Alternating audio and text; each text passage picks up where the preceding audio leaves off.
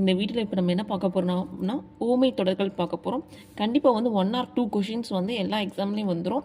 என்ன பார்க்கலாம். ஃபஸ்ட்டு வந்து ஆகாய தாமரை அப்படின்னா இல்லாத ஒன்றுன்னு சொல்லுவாங்க. ஏன் அப்படின்னா ஆகாயம்னா தாமரை இருக்குமா, இருக்காதுல. ஸோ அது இல்லாத ஒன்று. ஆயிரங்காலத்து பயிர் அப்படின்னா நீண்ட காலத்திற்குரிய அப்படின்னு சொல்லுவாங்க. மேக்ஸிமம் வந்து சினிமாலலாம் வந்து மேரேஜ் வந்து ஆயிரங்காலத்து பயிர் அப்படின்னு சொல்லுவாங்க. ஸோ அதாவது நீண்ட காலத்திற்குரியது அப்படின்வாங்க. முதலை கண்ணீர் அப்படின்னா போய் அழுகை அப்படின்னு சொல்லுவாங்க. முதலை கண்ணீர் அப்படின்னா போய் அழுகை அப்படின்னு சொல்லுவாங்க. முதலோட கண்ணீர் நம்ம நம்ப முடியுமா? ஸோ அதனால் முதலை கண்ணீர் வந்து போய் அழுகை அப்படின்றாங்க. இலவு காத்த கிளி போல அப்படின்னா அது ஏமாற்றம் அப்படிமா.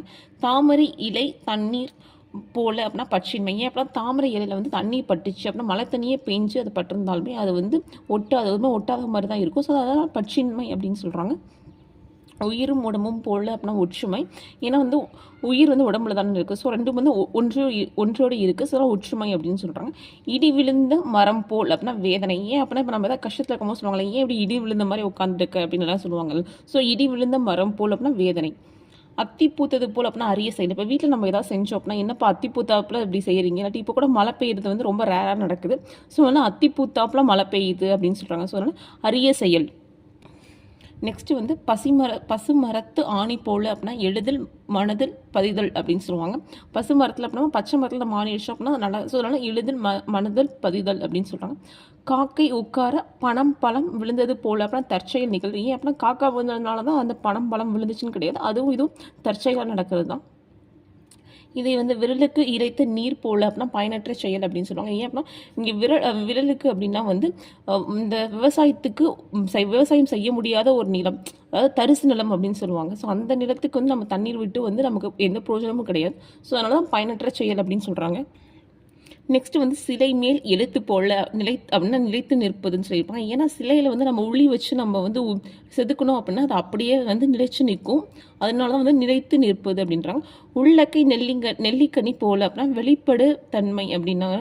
உள்ளக்கையில் வந்து நம்ம நெல்லிக்கனியை வச்சு பார்த்தோம் அப்படின்னா அதை வந்து அப்படியே நல்லா தெரியும். ஸோ அதெல்லாம் வெளிப்படை தன்மை அப்படின்றாங்க. நெக்ஸ்ட் வந்து கிணறு வெட்ட பூதம் கிளம்பியது போல அப்படின்னா எதிர்பாராத நிகழ்வு. ஏன் அப்படின்னா கிணறு வெட்டும் போது நமக்கு பூதம் வந்து கிட்ட வரும் மகாராஜில். சொன்னாலும் அது எதிர்பாராத நிகழ்வு அப்படின்றாங்க. மடை திறந்த வெள்ளம் போல அப்படின்னா தடையின்றி மிகுதியாக அப்படின்றாங்க.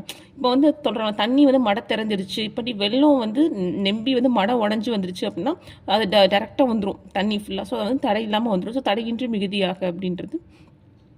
மலை முகம் காணாத பயிர் போடல அப்படின்னா வாட்டம் துன்பம். இப்போ வந்து மழைலாம் பெய்யலை அப்படின்னா செடியெல்லாம் வந்து ரொம்ப வாடி போயிடும். ஸோ தான் வந்து வாட்டம் துன்பம் அப்படின்றாங்க. கிணத்து தவளை போல் அப்படின்னா வெளி உலகம் அறியாமை அப்படின்றாங்க. இங்கே என்ன சொல்கிறாங்க அப்படின்னா இந்த குண்டு செட்டிக்குள்ளே குதிரை ஓட்டுறதுன்னு சொல்லுவாங்க. ஒரு சர்டன் பிளேஸ்லேயே இருந்தோம்னா நம்ம நிறைய கற்றுக்க முடியாது அப்படின்றாங்க. ஸோ அதை வந்து இங்கே சொல்கிறாங்க கிணத்து தவளை போல் அப்படின்னா வெளி உலகம் அறியாமை அப்படின்றது.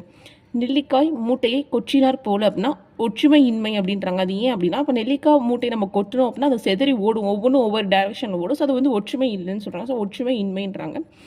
கடலில் கரைத்த பெருங்காயம் போல அப்படின்னா வீணாகுதல். ஏன்னா கடலில் போய் நம்ம பெருங்காயம் வந்து கரைச்சோம் அப்படின்னா அது கரைஞ்சிரும். ஆனால் பட் நமக்கு அதில் எந்த யூஸ்மே கிடையாது, நமக்கு வந்து அதில் எந்த பெனிஃபிட்ஸும் கிடையாது. ஸோ அதான் வீணாகுது. ஸோ வீணாகுதல் அப்படின்றாங்க. நெக்ஸ்ட் வந்து பேரறிவாளன் திருப்போல அப்படின்னா பலருக்கு பயன்படுது. பேரறிவாளர்கள் அப்படின்னா சான்ஷோர் அப்படின்னு சொல்லுவாங்க. ஸோ இப்போ வந்து ரொம்ப அறிவாக இருக்கிறவங்களோட அறிவு வந்து பல பேருக்கு வந்து பயன்படும். அவங்க சொல்லிக் கொடுக்குற வந்து நல்ல விஷயங்கள் வந்து நிறைய பேருக்கு பயன்படும். தான் பேரறிவாளன் திருப்போல அப்படின்னா பலருக்கு பயன்படுது. ஆக்சுவலாக வந்து 3 times வந்து 2023 வந்து தமிழ் தகுதி தேர்வு அதில் கேட்டிருக்காங்க. நெக்ஸ்ட் வந்து அவசர கொடுக்கை அப்படின்னா எண்ணி செயல்படாமை. இப்போ நம்மளே ஏதாவது ஒன்று செஞ்சிடணும், நான் வீட்டில் வந்து அவசர கொடுக்குற மாதிரி நீ எல்லாமே செஞ்சு முடிச்சிடுற எதுவுமே யோசிக்காமல் அப்படின்னா. ஸோ எண்ணி செயல்படாமை அப்படிம்பாங்க. ஆறப்போடுதுன்னா தாமதித்தல் அப்படிம்பாங்க. ஆக்சுவலாக சொல்லுவாங்க இப்போ நம்ம படிக்கிறதா இன்றைக்கி படிச்சுக்கலாம், நாளைக்கு படிச்சுக்கலாம்னு தள்ளி போடணும். ஸோ ஆறப்போடுதல் அப்படின்னா தாமதித்தல். இதே வந்து சுடரும் பொன் போல் அப்படின்னா ஞானம் வளரும் அப்படின்னா. ஆக்சுவலாக வந்து இங்கே வந்து சுடரும் பொன் போல் அப்படின்னா வந்து நம்மளோட தீமைகள் எல்லாமே வந்து போய் நமக்கு நல்லெண்ணம் வரும். ஸோ தான் ஞானம் வளரும். இப்போ வந்து எக்ஸாம்பிள் படிக்க நமக்கு ஞானம் வளரும். அந்த இதுக்கு கூட இங்கே எக்ஸாம்பிள் சொல்லிக்கலாம். நெக்ஸ்ட் வந்து துஞ்சிய புலி இடறிய சிடரன் போல அப்படின்னா அறியாமை. என்ன அப்படின்னா கண்ணு தெரியாதவங்க வந்து தூங்குற புலியை வந்து மிதிச்சுட்டாங்க அப்படின்னா, ஏன்னா அவங்க கண்ணு தெரியாதவங்களுக்கு தெரியாது அதை வந்து புலி வந்து தூங்குதா முழிக்குதா அப்படின்னு. ஸோ அந்த மாதிரி நமக்கு அறியாமல் நம்ம செய்கிற செயல் அப்படின்றது. எடுப்பார் கைப்பிள்ளை அப்படின்னா யார் எதை சொன்னாலும் கேட்பது. ஸோ இது கூட இப்போ லாஸ்ட் எக்ஸாமில் கேட்டிருந்தாங்க. எடுப்பார் கைப்பிள்ளை அப்படின்னா யார் எதை சொன்னாலும் கேட்பது.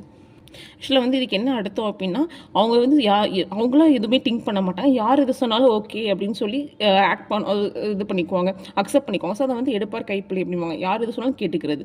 அவங்களாம் வந்து ஓகே இது நமக்கு செட் ஆகுமா, செட் ஆகாதா, கரெக்டாக இல்லைன்னு யோசிக்க மாட்டாங்க. நெக்ஸ்ட் வந்து காணல் நீர் அப்படின்னா இருப்பது போல் தோன்றும் ஆனால் இருக்காது அப்படின்னா, ரோட்டில் வந்து வெயில் காலத்தில் காணல் நீர்னு சொல்லியிருக்கோம். மழை வந்து இருக்கிற மாதிரி இருக்கும், தண்ணி வந்து ரோட்டில் இருக்க மாதிரி இருக்கும், ஆனால் நம்ம பக்கத்தில் போனால் அது இருக்காது. அதுதான் காணல் நீர். இது வந்து கொடி கட்டி பறப்பது போலாம் புகழ்பெற்று விளங்குதல். இப்போ எக்ஸாம்பிள் சொன்னால் ஒரு ஃபீல்டில் வந்து இவங்க தான் அப்படின்னு சொல்லுவாங்க. இப்போ சினிமாவில் அப்படின்னா எம்ஜிஆர் சொல்லுவாங்க, எம்ஜிஆர் வந்து கொடி கட்டி பறந்தார் அப்படிம்பாங்க. இப்போ முகலாயர்கள்னு எடுத்தோம்னா ஷாஜகான் வந்து கொடி கட்டி பறந்தார்னு சொல்லுவாங்க. அந்த மாதிரி கொடி கட்டி பறப்பதுன்னா ஒரு ஃபீல்டில் வந்து சிறந்து விளங்கணும்னு சொல்லுவாங்க, புகழ்பெற்று விளங்குதல் அப்படிம்பாங்க. இரட்டை கிளவி போல் அப்படின்னா ஒற்றுமை. ஏன் அப்படின்னா இரட்டை கிளவி வந்து பிரித்தால் பொருள் தராது, ஸோ அதனால ஒற்றுமை அப்படின்பாங்க. நீர் மேல் எழுதுறது போல நிலையின்மை. இப்போ நீர் வந்து மேக்ஸிமம் வந்து ஒரே இடத்துல இருக்காது, அது ஓடிட்டே இருக்கும் தான். அதே மாதிரி சொல்லுவாங்க, நீங்கள் இப்போ சில பேர் பேச சொல்லுவாங்க, உன்னோட பேசுகிற பேச்சு நீ கொடுக்குற வாக்கெல்லாம் ஓடுற தண்ணியில் தான் போய் விடணும் அப்படின்னு சொல்லுவாங்க. அது வந்து ஏன்னா அது வந்து நிலையின்மை இருக்காது, அதில் வந்து நிலைமை கிடையாது. ஸோ நிலையின்மை. ஸோ நீர் மேல் எழுத்து போல அப்படின்னா நிலையின்மை அப்படிம்பாங்க. பழம் நழுவி பாலில் விழுந்தது போல அப்படின்னா நினைத்த ஒன்று பிடித்த செயல் ஒன்று எதிர்பாராமல் நடப்பது அப்படின்னு சொல்றது. எலியும் பூனையும் போல அப்படின்னா பகைமை, இது எல்லாருக்குமே தெரியும்.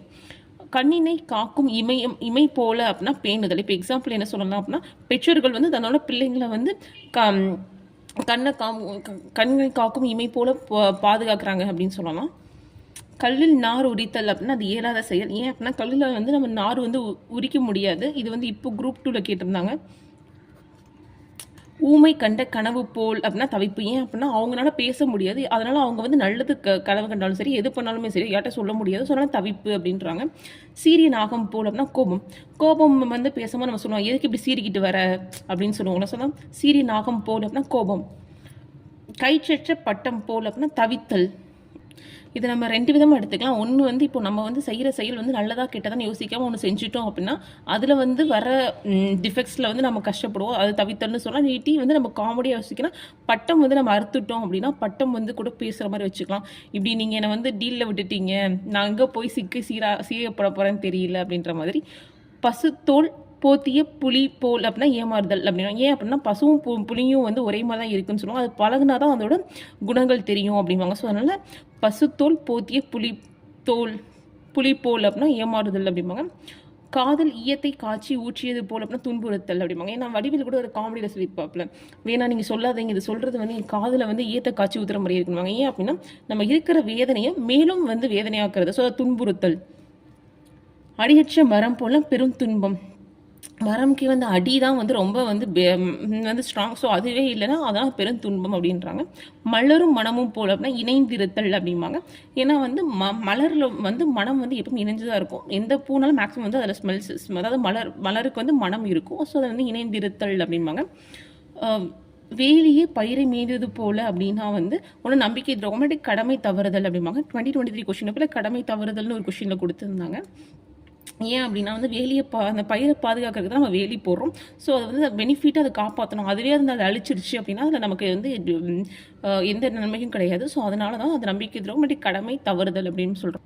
மேக்ஸிமம் இந்த 41 கொஸ்டின்ஸ் பார்த்தாலே வந்து நீங்கள் 1 or 2 கொஸ்டின்ஸ் வந்து கரெக்டாக வாங்கிடலாம் கொஸ்டினில். இது வந்து நான் new book, old book, PYQ எல்லாமே சேர்த்து எடுத்திருக்கேன்.